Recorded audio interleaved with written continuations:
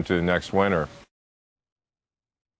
Joining us now for a little bit more of a chat on all things commodities, Peter McGuire from NG Farah in studio. Peter, great to have you on board. Look, can't talk without starting, I should say, with the euro. It's very much on the focus of most people's minds. What have you made of it, in particular the Dutch finance minister's interesting comments about it being a template, a model, if you like, for potentially future bailouts? Well, yes, and good morning, James. Good morning, Brooke. Look, it's sitting at 4-month lows, 128.5. It railed all the way through to 130 yesterday afternoon in Asia. I would have thought that that was probably overcooked, and it's come back to that 128 level. I think it's probably now going to the 125, 123 in the short term. Yes, the euro will always be a bailout mechanism for all the countries there. One's got to think of Cyprus and what moves forward from there. They've got a large gas field in their waters, the Aphrodite field, which sits just off their coastline. With no infrastructure, untapped. Exactly.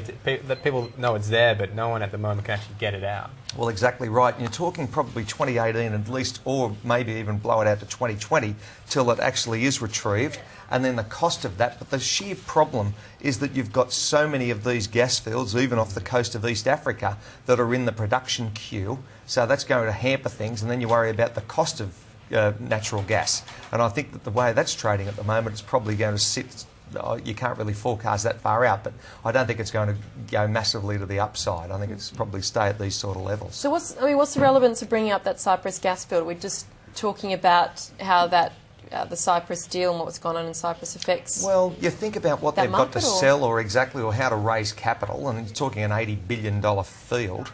But what it does is, they're not huge producers of anything, and when you've got those natural resources, then you've got to tap them. And that may be an easier sell, but as far as long-term, how they solve their issues. They tried to use it as collateral, almost. Yes, for bankable. So are they privately owned? Who owns the gas field? Well, they'd be joint ventures, and then you've got to look at they're at the moment they're government owned.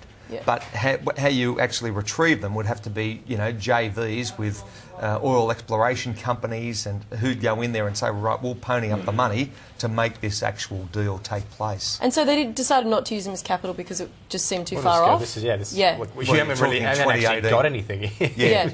2018 to 2020, so it takes a long time. So there's long time horizons. 2020, yeah. Yeah, exactly. And then you're worried about the queue as far as other nations. East Africa has massive finds. They've got 1 trillion cubic feet there. So there's no shortage as far as volume that's going to come onto the market over the next 5 to 10 years. Somebody not struggling with deposits, reserves, if you like, one of the big Russian producers looking at more than tripling total volumes. Yeah, exactly right, to China. You're seeing that'll grow from 300,000 barrels all the way through the best part of 1 million barrels a day through that Pacific Ocean pipeline to China, and that's going to be interesting how that all plays out. The consumption numbers, really hitting the ball out of the park each and every year as far as China's concerned, and they're forging ties not only with the Middle East, but of course with companies like Rosneft, which is Russia's largest producer. So it'll bode well for those. Doesn't the Chinese government subsidise a lot of the?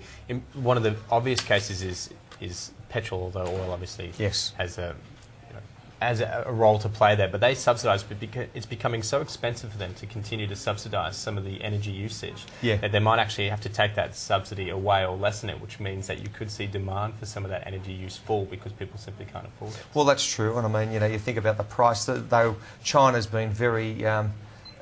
they've been wonderful partners because they've given them very low interest rate loans and supplied, the horsepower to make a deal happen. So that just seems to be, and that's what energy sources are all about. Someone's actually got to make this capital investment for the project to actually, have some legs and make it, get some momentum. We promised people we'd talk about copper too. We're seeing some big bets against copper by hedge funds. What's been the trigger? Well, I think where you're sitting at the moment, there's been overcooked, Brooke. So, the hedge funds are saying that they're going to see a further fall in the value of copper, and that's always been the wonderful barometer. And global inventories have now expanded to 9-year highs. So they're saying that the market is, pretty much saturated with copper. and the Europe debt crisis and the spread spurred by the biggest gain in gold bets since 2008, you're seeing the hedge funds saying, well, righto, where do we sit on all of this? We want to short the market, and it's going to be interesting what happens over the next probably 3 to 6 weeks, how that whole market takes play. Perfect. Thank you so much. Thank you, Brooke. Good of you to join us, Pete McGuire Cheers, James. from NG Farah. Appreciate you joining us on the show today. So, coming up after this break, we will just check in on the markets. We're looking at about a 0.6% gain. We'll go through some of the big sectors because it looks like some of the mining stocks have actually sold off even more than when we last checked. Yeah, big day for UGL Energy as well. Interesting, their shares up about 7.5%. They've announced they've taken Goldman Sachs on board to conduct a review, if you like, of their corporate structure.